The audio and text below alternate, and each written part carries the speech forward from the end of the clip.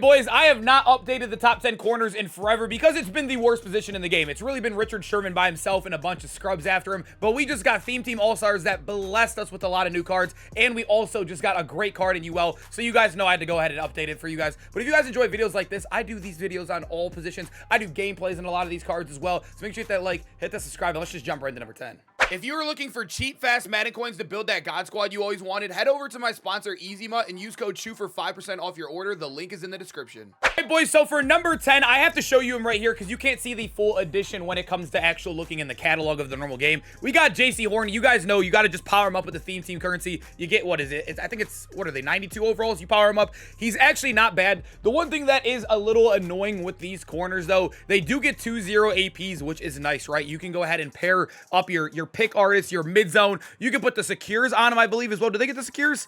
I actually just realized they don't get the secures, but no matter what, I think these guys are good because you can overpay for abilities now with so much good discounts on defense. You can see you can run your pick artist, your deep zone, your deep in, whatever you want to run right here. It is really, really solid. I think these cards, the Theme Team All-Stars, are best used for the slot, though, because you can go ahead and run your mid-zone KO and your pick artist for 0 AP as a stack. I think that is very, very good, especially when you look at the game. There's guys like Champ Bailey, Sauce Gardner. A lot of those guys are like some of the older slots. Now you can use a guy like JC or any of the Theme Team All-Stars that just literally came out. Number 9, we have the other Theme Team All-Star corner, Rasul Douglas. I like them better a little bit than like the Trey White, and also I think the other one was Kenny Moore. Those guys are very, very tiny, but Rasul actually has good height on him. He is 6'2", 98 speed, and then obviously stats. I don't really look at, they're all maxed right now. You don't really got to look at stats too crazy on these cards. They're all like really, really good, but the same exact abilities. There's nothing different over here. I think these guys are probably better used as slots. Like I said, just run the pick artist and then your mid zone. You really could go with some crazy stuff though. If you really wanted to run like, you know, deep route and also medium route, if you're a man guy, you could also go with like your pick art, or you can literally just go mid zone and deep zone,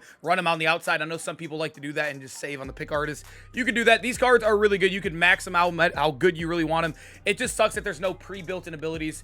They do get X Factors on as well. I forgot to mention that with JC Horn. You can't start the X Factors, but they turn on and off, so I wouldn't rely on them too crazy. But Rasul, 6'2", good ability stack. Got to keep him in here somewhere. Number 8, I have Deion Sanders, and I have such a love-hate relationship with this card, and I did end up going back to Madden for this one. Obviously, he can go fully in the catalog. You can see he is 98 speed, 6 foot, so not the tallest in the world. He's still not 99 like we saw in JC Horn, and you are taking a little bit of a dunk on the height, but I do think Deion is a card that does play very well. He also does get a return man, which I don't know how much value this really, really holds in a corner tier list, but I believe he's the only good card in the game that gets that for 0 right now. That's a high speed.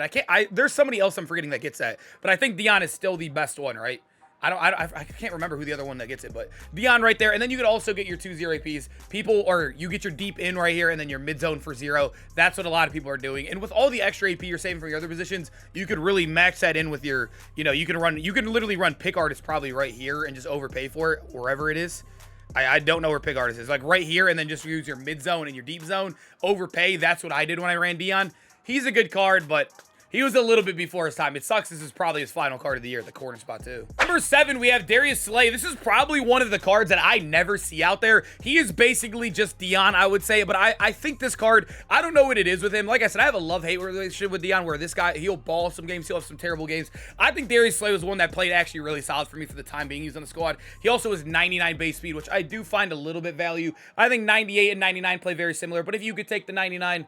I'll take it every single day, right? If you don't have to use no theme team or whatever. But very, very similar to our guy. He does not get deep zone, but I will say most of the time people are running them at the outside corner anyway, so you're not really going to be chasing inwards to deep ends. I don't know when you ever would, because even in match, which they might follow, they pass the safeties anyway. So realistically, you're fine. And some of the best corners in the game, actually arguably the best corner in the game, doesn't even get deep zone KO right now that everybody in the entire community is using. So I think you're fine with that. So basically the exact same ability stack on Deion. Just 99 speed. Number 6, I still have Nnamdi on the list. Although this card is really, really mid unless you're using the X Factor, I still don't think you can really shy away from 6'3". I think height is still the biggest thing when it comes to corners unless you're getting the best ability stack in the game. As you guys know, if you power him up, he got Showtime too, which basically is his KOs or his X Factor is on all game long. I think he is very, very good if you are using this. The problem is if you do run into, I know it's rare that people use momentum shift on offense. Nobody really uses it on Tony G. But if you do run into it, he becomes an absolutely awful card. You got to think, because if we go over and look at his other abilities, I literally just dropped my controller in the middle of this. This is an absolute flop. But if you go over here and look at his abilities, he is garbage without it, right? You're going to be running what? Flat zone for 0. You got the deep out you're going to have to spend 1 AP on and pick artist. He has very, very bad abilities if you don't use X Factor. So that's why I don't think I can rank him any higher than this. But if you do have the X Factor on all game, he's very valuable and arguably one of the better corners still in the game. At number 5, we have still the best slot corner in the game. Everybody is using this card. I think everybody took him as their free AKA, or they just picked him up because how good he is. I took him as my free AKA, I believe. Actually, I don't remember who my free AK is, but I know Chris Harris is on my team, and he's going to be on there for a while. He is 5'10", which does stink. He's the shortest guy so far on the list. But as you guys know, he has built-in secure tackler. And in a world where X Factors are literally dominating Madden right now, even momentum shift can't even save us anymore. You need secure tacklers. He is the best slot corner in the game. He gets secure for 0, mid-zone for 0, and pick artist. You get 3 0 AP abilities on him. He literally has better ability stack than corners that are going to be golden tickets in the game. This card is amazing. He's just a little bit short. Not the craziest name value. I get it. He's amazing, though. This card is amazing. If you know, you know. He's a dog. And boys, at number 4, we got Joe Alt. And it's crazy that a 94 overall is one of the best corners in the game. Isn't that insane to think about? I think some people watching this video might even argue him over our guy at number 3. I think Joe Alt obviously has some negatives to him. His play rec doesn't even hit the 90 threshold. He is 97 speed. He's 322 pounds. I will say he does move a little clunky at times, but he has the best abilities in the game. It's like you literally can't go away from it, right? As you guys know, he does get built-in pick artist, and he also is 6'8" while getting deep zone and medium zone or mid zone for 0. That is literally insane. That is the best ability stack in the game. You literally don't even need anything else. You don't need anything else. I even on my Joe Alt, I actually run that, and then I just spend 2 AP on secure tackler as well. So I'm running 2 AP for 4 abilities, and they're all the 4 best abilities in the game. He is very, very good. I will say he gets turned. If he gets turned, good luck. But at the end of the day, if you're running straight line, you could play him at safety as well, where he won't be turning as much. This card is amazing. I think Joel's got to be on the team, especially if you're new to the game. I mean, not even if you're new to the game. I kind of have a God squad, as some might say. And Joel plays on my team. I think this guy's got to be on every squad. At number 3, we got our guy, Richard Sherman. Like I said, I think it's very arguable that you might want to go Joe Alt, right? Joe Alt is way taller than him. He obviously is a lot heavier, but you can see Sherman has better stats. He's hitting all the thresholds, too, that Joe Alt might be missing. But when you come over here, you also have to spend 1 AP on him, too. So it's 1 AP for the deep zone and the mid-zone KO. So Joe Alt gets it for 0. Sherman gets it for 1. And there are 5 overall differences in cards. That just shows you this game, man. They can really make any card they really want good. It does not. That overall in the top right of the corner, or the card, means absolutely nothing. It's kind of crazy. But Richard Sherman's so good, right? You're still getting great height. You're a maxed out card. This is about as good as a card can get that's not like a broken out of position or golden ticket like card, right? Sherman's amazing. He was cornerback 1 for a fat minute, but he finally lost his throne, but he's still a dog, man. I know I'm still using him. I know a lot of people still are. Don't worry. He's still very good. At number 2, we got the man himself. Basically the exact same guard as our guy Joe Alt right there, but just a better version all around, right? You're getting faster. You are losing 2 inches of height, but you are getting skinnier. You're not going to turn absolutely awful. He still meets the threshold, the juke as well, as you guys know. So I don't know if that really is a threshold as well when it comes to like turning and whatnot, but he feels a lot better out there than Joe Alt. And I will say pick artist, and he gets the exact same stack, right? Pick artist, mid-zone, and also his deep out. I said it earlier with Slay.